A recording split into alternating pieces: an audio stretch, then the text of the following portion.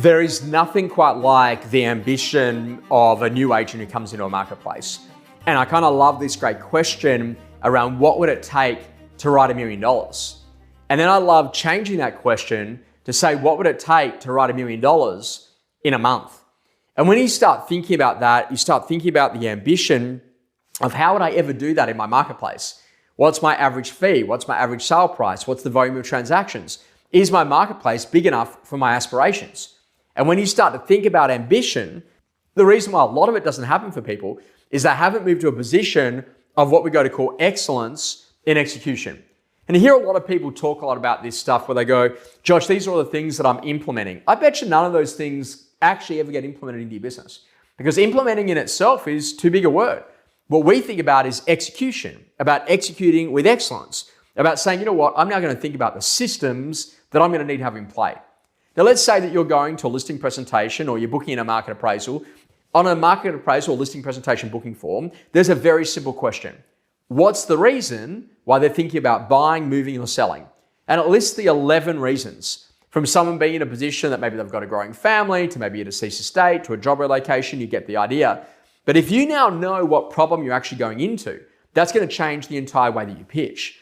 When you're sitting out there and you're in the car, about to walk into a listing presentation, you're visualizing what's ahead.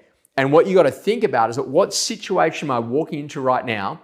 And what does this particular client need to see? What do they need to feel? And what do they need to experience to have the confidence to do it now? And this is the big difference between ambition and excellence, is it's about saying that if that's on the form and if that's the system, then I now know what I'm actually going into, which means that I can have better quality conversations with the client to allay their fears, their challenges, their objections, or to be able to connect with their ambition, their drive, their motivations, and the happiness of that particular moment. And this is the skill of what a great agent actually does.